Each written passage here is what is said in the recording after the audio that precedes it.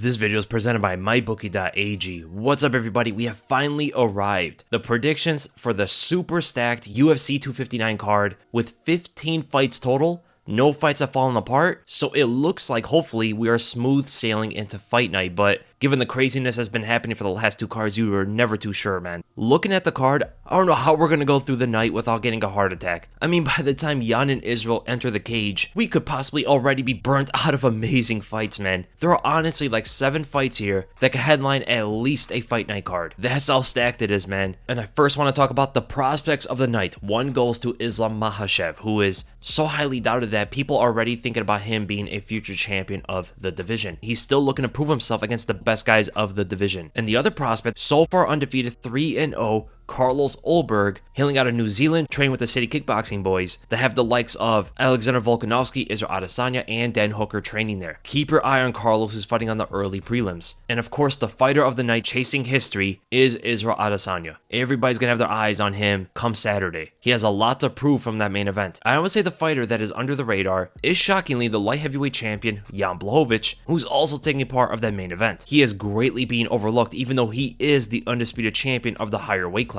Not too much respect coming his way from many angles. The banger of the night, the most exciting explosive fight on the card, is going to go to Thiago Santos versus Aleksandar Rakic. If you're a fan of a brutal finish and pure power, this is the fight for you. And the best fight of the night, the most skilled and technical on-paper fight, is going to go to Petr Yan versus Aljamain Sterling. When you talk about the whole package in a competitive, well-rounded fight, look no further than Petr Yan defending his belt against the #1 contender, Aljamain Sterling. These are the clear 2 top guys of the bantamweight division. And with all that, we're going to dive right into the first fight. Joseph Benavidez versus Askar Askarov. A super interesting bout where both guys are pretty well rounded for the game, but they mostly look for power punches and the takedown. Everything both Askarov and Benavidez do has a takedown element to it. Joseph Benavidez will dart in, blitz you down by faking to go for a takedown, or just simply feinting low so he can connect on you with hooks. You get to react to a fake takedown, you drop your hands, and he catches you over the top. Askar Askarov does the opposite. He actually throws out his strikes to set up his takedowns. And that is going to be an interesting clash, specifically when you talk about their striking defense. They both don't have the most responsible defense. Joseph Benavidez will dive in with his head before his punches. His head literally comes before his attacks. That can get him deep on an opponent and get through guards with his hooks and overhands, but he's hugely susceptible to uppercuts, knees, pullback fadeaway counter shots. Not that I think Askarov will actually do that, but the uppercuts and the knees are something that Askarov can absolutely target in the meantime because of his takedown defense and his willingness to want to grapple Joseph Benavidez. I mean, that's his forte. That's the thing he wants to look for in every single fight. But when we talk about Askarov's defense, he lacks a bit of the striking instincts.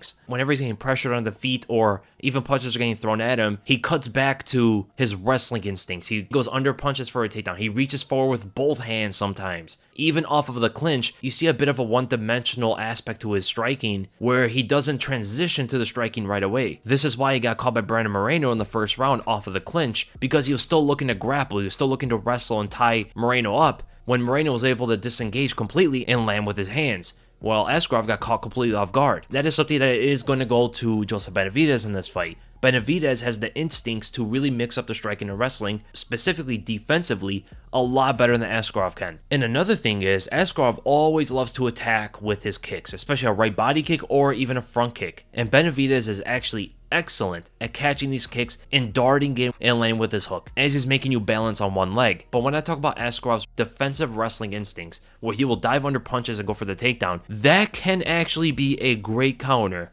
to almost every punch Joseph Benavidez throws. Nearly every punch Benavidez throws are looping hooks, looping overhands. There's an easy counter for takedowns. And on the ground, that is where things are going to be dicey, because even though Askarov is a higher caliber of a grappler, he's more credentialed, he has the titles and accolades, he does put himself in some of the most dangerous positions I've ever seen a fighter get put into. I mean, look at his fight with Pantoja, look at his fight with Brandon Moreno. Even though he's supposed to be clearly the better grappler than those two guys, he consistently gets his back taken. He doesn't settle in positions long enough for the opponent to have to fight off of the position. He's immediately transitioning, which gets a scramble going, so the opponent never has to think about, how do I get out of this certain position? And that could be a dangerous part of the game if Askarov gets to the ground and Benavidez happens to get his back, because Benavidez has some nasty chokes, man, and he generally deals very well against grapplers because of this and because of his power on the feet. So what I will say is technically, if they were both in their prime, Joseph Benavidez would have the advantage coming into this. But the X factor, Joseph Benavidez came off one of the most brutal beatings in UFC history. Getting beat down by pound for pound, one of the hardest hitters in the sport, back to back like that, I don't think you can recover from those fights. I don't think Benavidez will ever be the same after fighting Figueiredo twice like that. Even though technically I do believe he should be able to beat Askarov, my prediction for this fight, I cannot overlook the damage he took. It's too much. Maybe he can prove me wrong and show his veteran experience and make things work in there, because if the fight gets into the grappling right away, the damage received in his last 2 fights aren't going to really take that much of an effect in this one. It really comes with the striking. If Askarov lands a big right hand on Benavidez early, that's when you're going to start to see the residues of the Figueiredo fights take place in this one. So because of that, my prediction for this is probably not one to bet on, but I'm going to go with Askarov, and I'm going to go by a 3rd round submission. And then we go to Dominick Cruz versus Casey Kenney, the vet versus the prospect. And this doesn't happen for Dominick Cruz that often. Maybe just the Cody Garbrandt fight. But Cody Garbrandt got to a title shot in order to fight Dominick Cruz. Cruz has been a champion for a long time. He's fought the who's who. He's right now probably the greatest bantamweight of all time when you talk about resume. And it's a big opportunity for Kenney to prove himself. If he gets past Dominick Cruz, he has entered the top echelon of the division. And nobody really knew much about Casey Kenney before he defeated Nathaniel Wood. People thought Nathaniel Wood was the big prospect to look for in the bantamweight division. But Kenney has taken that status from him, which is going to make this fight fun to watch, man. Another thing is, this is the biggest step down in quote-unquote competition that Cruz has ever had his entire career. He's headlining the prelims, and he's fighting a guy who's not a top 5 contender for the first time in the UFC. And this is going to be a 3-round fight, so that is going to play a factor into this that we haven't seen Dominick Cruz have to deal with before. Not only physically, but mentally. How is he prepared for this kind of fight? How does he prepare for a 3-rounder against a prospect like this? Will he be overconfident? Will he underestimate Casey Kenney? Will he think that Kenney doesn't belong in there with him? Only time will tell, man. We have no idea. But technically, Dominick Cruz is so hard to deal with. I mean, he's older in the sport, 35 years old, but he hasn't taken a lot of damage. He's only been dropped like 3 times in the UFC, has barely been hit clean that often. Stats aren't everything, but the stats do show that he's only been hit by 27% of the significant strikes that got thrown at him, which is one of the best ratios in UFC history. So I don't see him being over the hill coming off the TKO against Henry Cejudo. It wasn't like he was knocked out cold or anything like that. So I do expect to see a rather prime version of Dominick Cruz, or at least a good version of Dominick Cruz fighting Casey Kenney. There are no excuses for Cruz coming into this. And not only is there a difference between the age of these two, where their status is in the sport, but stylistically, they are so different from each other. Casey Kenney is a student of fundamentals. He does everything by the book, and he does it very well. He's actually good at everything. He's not extraordinary at one given thing, but he's definitely above average in every aspect of the game. And just sticking to fundamentals is something that can absolutely get to Dominick Cruz, only when you really combine it with leg kicks. You have to kick Cruz's legs. It's a must. If you don't do that, you're headhunting, you're going for his body, and that target is moving way too rapidly all over the place in angles you've never had to deal with before, right? Kenney loves to go for the body kicks. He's an exceptional kicker. He has a precise straight right, even though it's not a long straight right, so he's not going to extend himself forward to get countered. But even that straight right hand, if he doesn't set it up correctly after leg kicks,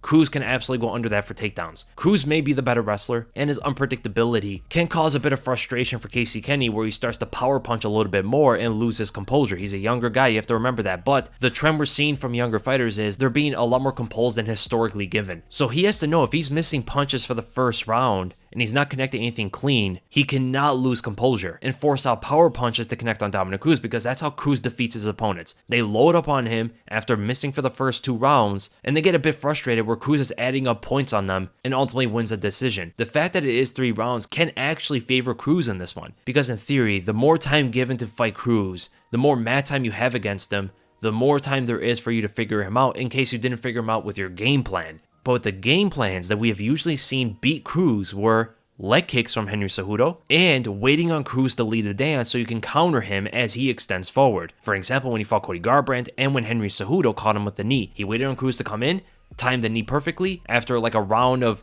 downloading data and all that stuff, and dropped Cruz and finished him off. Now, we don't usually see Casey Kenney come out with that kind of game plan. We usually see him pressure the opponent and try to force out action. But it will be interesting to see if Casey Kenney can change his approach to a fight for a specific style. We usually see Casey Kenney throw a lot of pull counters, He likes to pull on punches and inflict damage with his right hand, whether it be throwing the left to set up the right after pulling, or just instantly throwing out the right hand. The problem with that pull counter approach that he has is Cruz is hard to pull counter on, just generally speaking, because when you pull on his punch, he's already on a different angle. He's already moving away from an angle that you can counter him with. He's never attacking in one line. If fighters are attacking, they're usually moving just forward. That's not how Cruz attacks. Cruz will come forward with a jab, you pull on his jab, now he switches stances, now he V-steps or shifts to take the outside foot, and he's completely off line of sight of your right hand. And he's ready to counter you with a left hand or even a takedown. The best way to catch Cruz when he's attacking is by intercepting him, not necessarily countering his punches, but intercepting his movement. The movement is what you generally have to watch out for, not the punches and the kicks that he throws. Because when you separate the movement from the strikes, his strikes are very sloppy. It's his movement that allows him to get in and cause damage and get away from any intercepting or counter shots. It's the defense to his striking form. So ultimately, my prediction for this fight, I am going to go with Dominick Cruz. I am not counting out Casey Kenney. He needs the game plan of leg kicks, intercepting, and being a lot more patient in this fight than ever before. I'm going to go with the fact that Casey Kenney isn't a veteran. I haven't seen him adjust in fights in that manner. I haven't seen him switch up game plans and change his style for a specific opponent. And the way I see him be so aggressive in fights and look to counter the way he does and just the usual things he does to various styles and opponents, I do see the veteran Dominick Cruz being able to add up enough points, get away from any power shots, take down Casey Kenney and control that grappling or standing up and find different angles. I see that winning the fight for Cruz in a decision. And then we go to Thiago Santos versus Aleksandar Rakic. I'm already getting goosebumps thinking about this fight. The most explosive fight on the card, some of the fastest fighters pound for pound, the biggest kickers of the light heavyweight division. Look at Aleksandar Rakic, how he pulverized Anthony Smith's legs in the very first round, dropped him in the first round due to leg kicks. And look how Thiago Santos gets his wheel kick knockouts. You do not see this from many light heavyweights or even middleweights. And that is why this fight is just generally going to be hard to predict, because it can end at any moment. Just one big shot and either of these guys might be down for good. But technically looking at this, I would have to say that Aleksandar Rakic is superior to Thiago Santos. Even though he doesn't have the variety of kicks that Santos derived from his capoeira and his traditional martial arts, Rakic is way more efficient with his kicks than Santos is. He doesn't just wing them out hoping to land them and power through the opponent like Santos does sometimes. Evident when he fought maybe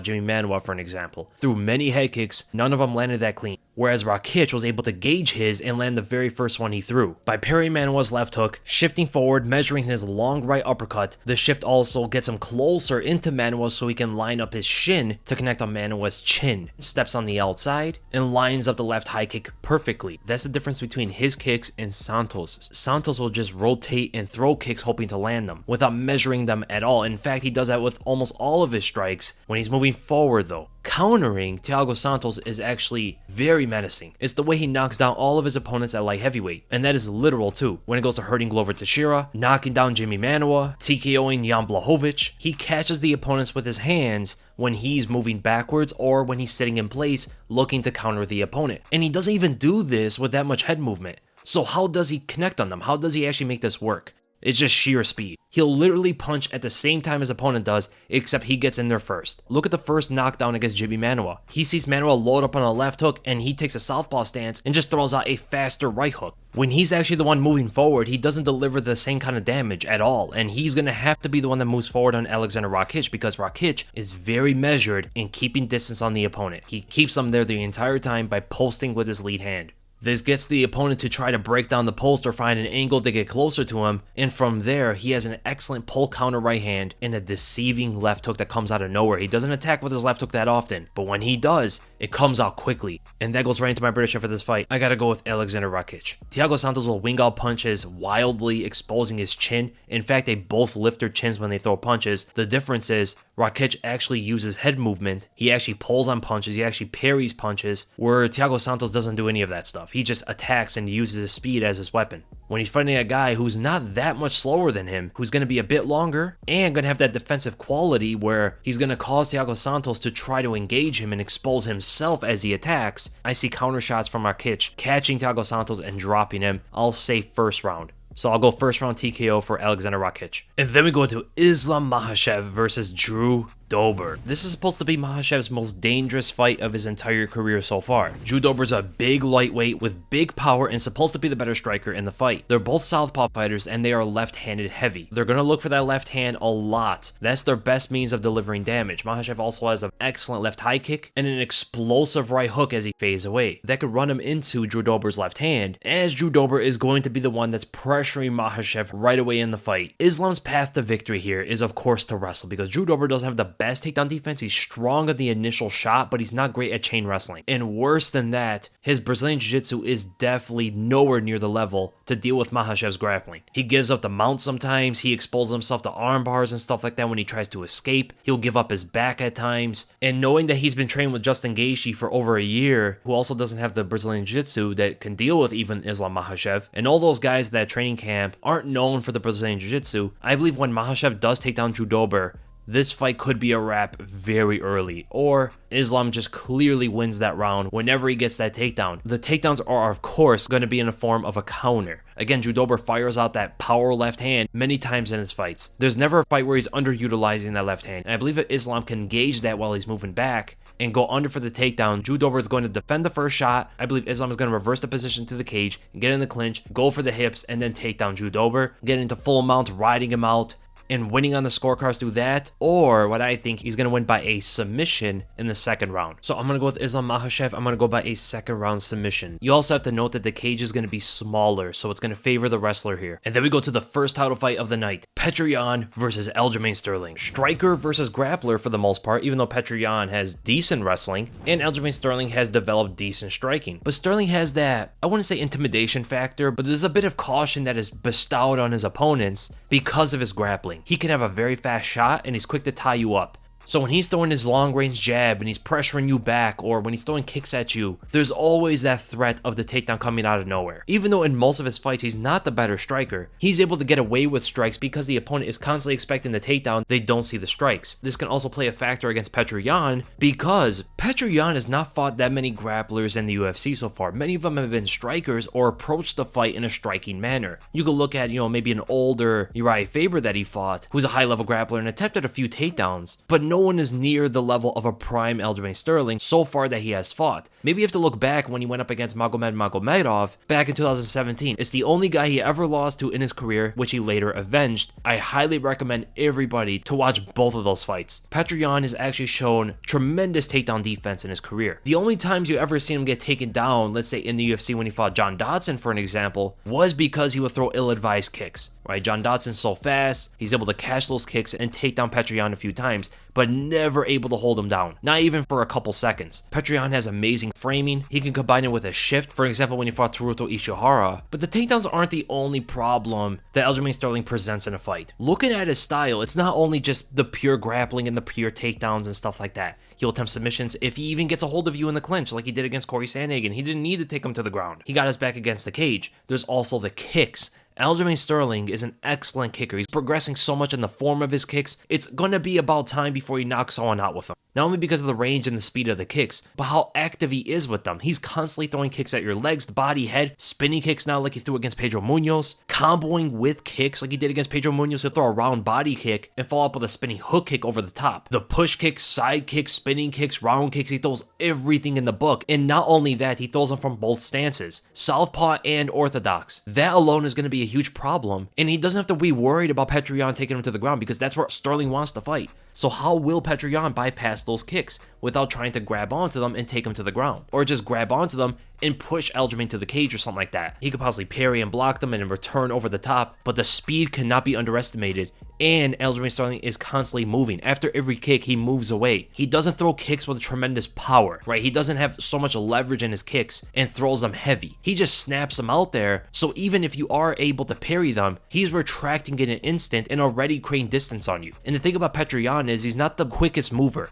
He's a bit of a plotter sometimes. It could generally be known because he's fighting so many strikers strikers and he could just gauge them in that manner. But Sterling is a mover. It's a non-stop motion from him. He's constantly moving all over the cage in both stances as well. He's always cutting off different corners, finding different openings for his long jab and his long kicks. He has a massive reach advantage over Petr Yan as well. He's extremely unorthodox and unpredictable, does not attack by any of the fundamental means that Petr Yan has pretty much mastered at this point. Petr Yan is a fundamentals master. This is another reason why, John Dodson was able to knock down Petr Yan bouncing off the cage, right? He literally backed up into the cage, rebounded, and connected on Petr Yan with the left hand. Something you're never taught in a fight. By pointing all of this out, Petr Yan can absolutely not underestimate Aljamain Sterling striking at all. But the thing is, whenever Petr Yan does fight somewhat of a mover, you have to look back all the way when he fought Teruto Ishihara in his UFC debut. Yes, Teruto Ishihara, who has a very similar build to Aljamain Sterling. He's long, tall, and constantly moving around with unorthodox methods of attacks. He was able to make Teruto Ishihara panic at times, like very uncomfortable against the cage, simply by feint stepping, just showing him different looks without actually throwing any kind of big punch or big kick at him. And he caused Teruto Ishihara to fall into the power. But the difference between Ishihara and Aljamain Sterling is usually the one that's pressuring the opponent. There are times where he's backing away. But look at his fight with Corey Sandhagen for an example. He immediately pressured him. It might be due to the fact that Corey's longer than him and Aljamain knew he had to get in on him quick. So it really depends on how Aljamain approaches this fight. Is he going to be pressuring and long and try to gauge for that takedown right away? Or is he going to back away and take this more of a composed, calm manner and allow Petr Yan to dictate the aggression of the fight? That we have no idea how that's going to play out. I would have a feeling that Aljamain Sterling is probably going to back up a little bit, not be as pressuring as he was against Corey Sandhagen due to the threat of the power that Petr Yan has and his countering ability and all that sort of stuff. But I do think actually that Sterling's best way of winning this fight is pressuring Petr Yan. Be the assertive one as the first round begins. Keep that pressure because there's more openings for him to attempt takedowns against the cage. You also have to remember, again, the cage is small. It's going to favor the wrestler. It can also favor Petr Yan because he doesn't have to run around and catch up to Aljamain Sterling so much. But every time he's going to throw some big punch, Aljamain is going to be shooting on his hips. That is going to be Aljamain's way of defending strikes if he doesn't have the space to just counter strike. And no matter what happens, no matter what Aljamain Sterling does, whether he counters with a takedown, whether he's pressuring Petr Yan, whether he's landing with his long range strikes, Petr Yan is never going to lose focus. And that's credit to Jan's composure in the fight. No matter what's happening, Petr Yan never loses his composure. Whether he gets knocked down, taken down, things are just not going well for him, you never see him try to chase a finish or get desperate in a fight. He has the mentality of a cold assassin. And this is what makes the fight so hard to predict. It's why this fight is the best fight on the entire card. It's so competitive.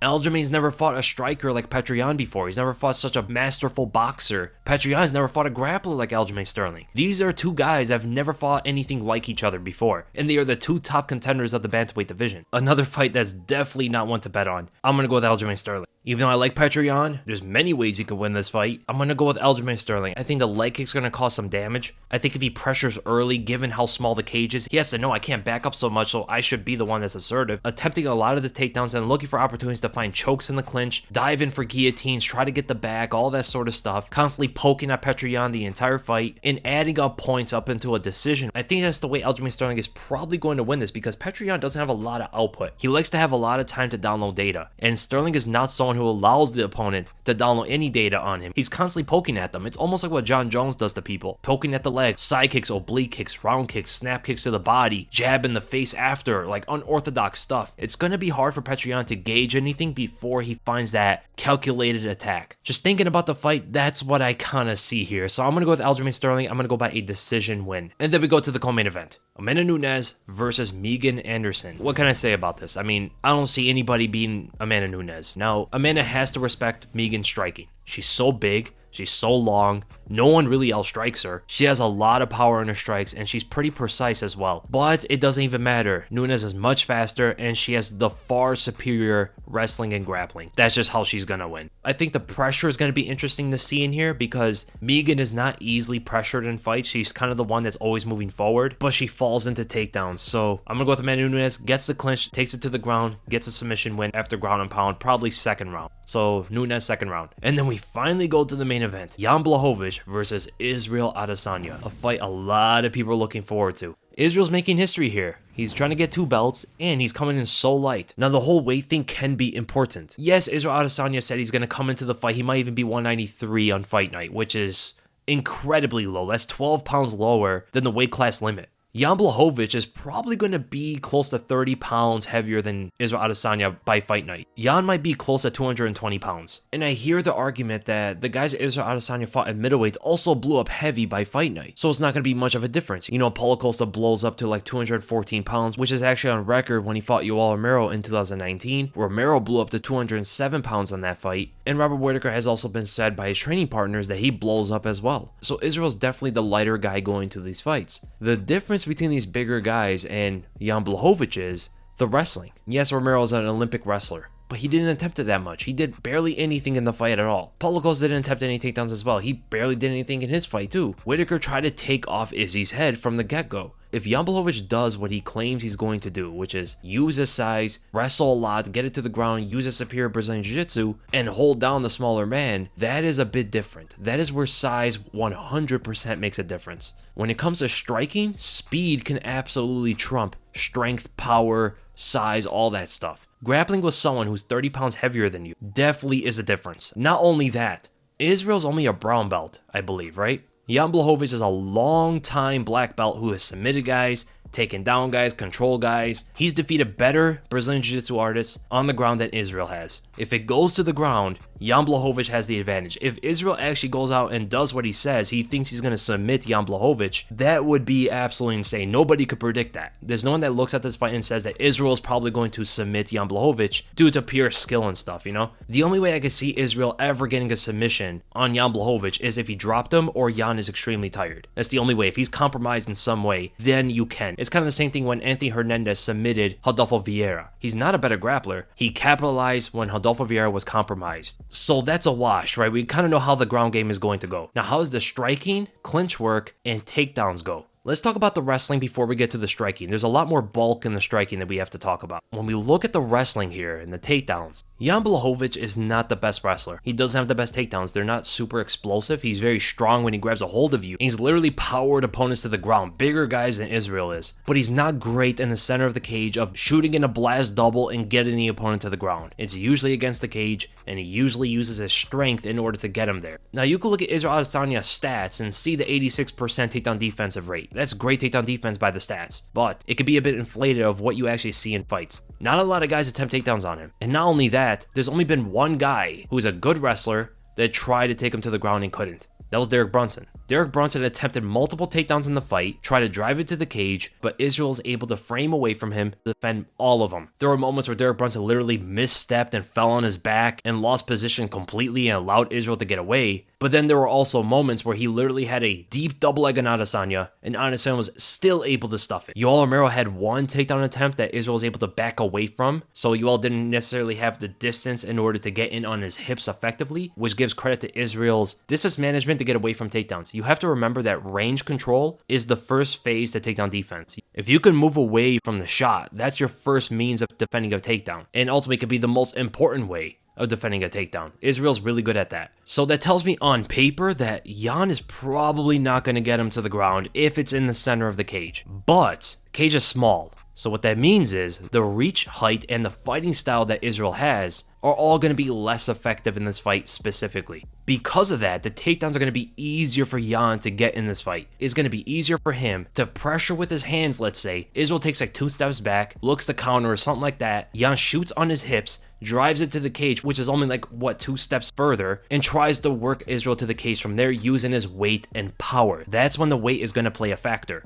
But then we talk about the clinch work here. Israel Adesanya is strong in the clinch, sharp, accurate, and picks his shots so well. The Thai plum is going to be a big weapon for Israel to not only defend takedowns with, but to discourage Jan Blachowicz from entering the clinch again. Then you have Jan Blachowicz, who has one of the most deceptive disengagement left hooks ever in the sport. He knocked out Luke Rockhold with it. He throws it at every opponent that disengages from the clinch from him. Israel definitely has to be wary of that fadeaway left hook. As soon as a clinch breaks up, that left hook is coming at his head, and that one quick punch can put his lights out. So there are things that Adesanya can do in the clinch that is going to give Jan Blachowicz fits. But then there are things about Jan Blachowicz that could put Adesanya onto another planet. So then we talk about the striking. Jan Blachowicz definitely has the power. Right, he's going to be more powerful than Adesanya, but people cannot underestimate Adesanya's own power. The guy has knocked out heavyweights in the past with bigger gloves. Look what he's done in the middleweight division, just pure power sometimes. Look what he did to Kelvin Gastelum. Not only the second fighter to ever drop Kelvin in a fight, he's the only fighter ever to drop Kelvin multiple times in the fight. And a lot of that was not just, oh, I caught you precisely while you were coming in and exposed yourself. No, a lot of those were just exchanges, and Adesanya just pulverized him. He's going to have similar power what he had at 185 when he goes up and fights Jan Blachowicz, because he's going to be kind of the same weight. He's not going to get bigger for the fight. But Jan is a good chin.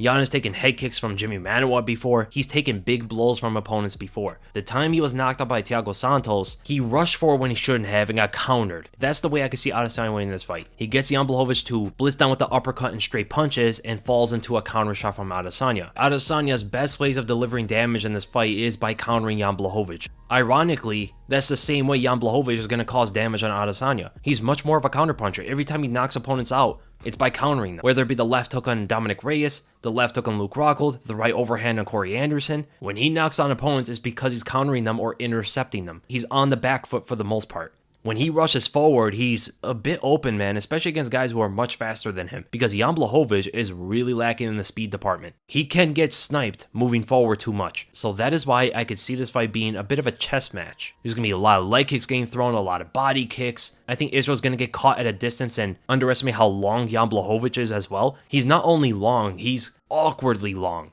He throws punches in an awkward manner and catches you at ranges you do not expect. And not only does Jan do things that can get him caught moving forward, but Adesanya does as well. Now, Adesanya switches stances, which is going to play a big factor in this fight, but whenever he throws his power hand, whether it be the right hand in orthodox, left hand in southpaw, he always flares his elbow out. Gives a huge tell, and not only that, when he does throw the power hand, he doesn't retract it that quick. He digs that into the opponent, and if Jan can slip that punch and counter Israel Adesanya with a left hook or right hook, depending what stance Adesanya's in, this fight could be over. There's so much danger for these two to move forward. I actually do see this fight being a bit of a chess match. I see them both being very calm, composed in the fight, looking for their shots, and maybe one big one lands as one of them moves forward. Who's going to be the one that moves forward, though? Who's going to be one that wants to prove something to everybody? That's the question here. It's all going to come down to mental. Whose composure breaks in this fight? That's what I think this is going to come down to. Is Jan going to do what he did to Thiago Santos, where he's winning the fight, being patient, and then just bull rushes him and gets knocked out? Is Israel Adesanya going to do what he did to Yoel Romero for the first round, where Yoel was lulling him to sleep, then Adesanya will move forward and got caught by the big left overhand? That's what makes this fight very hard to predict. I honestly think because I've seen it before and him getting knocked out because of it, maybe he learned from that lesson. He's an older guy, he's very wise. I probably see Jan Blachowicz exposing himself more than Adesanya does. So because of that, my prediction for this fight,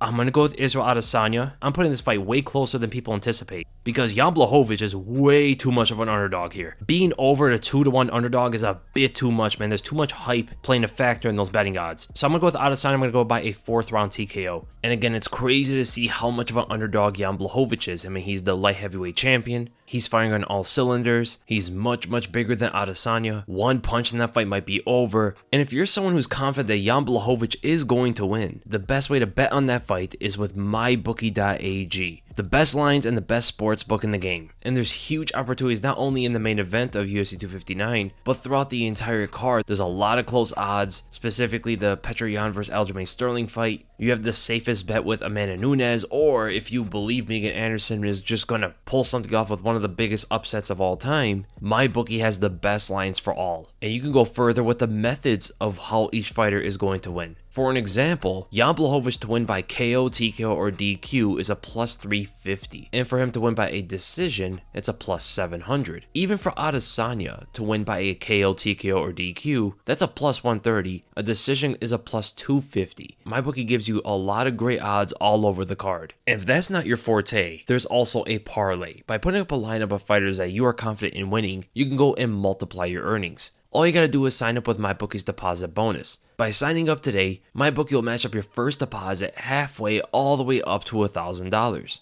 That means if you deposit $100, you get another $50 in free money to play with. All you have to do is use the promo code WEASEL to activate this offer. That's promo code WEASLE to activate MyBookie's sign-up offer. Visit mybookie.ag today, where you bet, you win, and when you win, you get paid. Again, I don't agree with the Jan Blachowicz and Israel Adesanya betting lines. There's not enough respect given to Jan Blachowicz, to be honest here. Jan Blachowicz could be the juicer of Saturday. The most confident pick is of course going to go to Amanda Nunes, and some will say Islam Makhachev as well. I do not agree with Jake Matthews versus Sean Brady. I think that's much closer to a pick'em fight, to be honest here. They are both very similar in their styles, but Jake Matthews has the experience, and he's been getting so much better between fights. I think that's going to be a competitive fight. And everything else I pretty much agree with. So I hope you guys enjoyed the predictions, and if you did, make sure to thumbs up, drop a comment, make sure to subscribe, and I'll see you guys in the next video.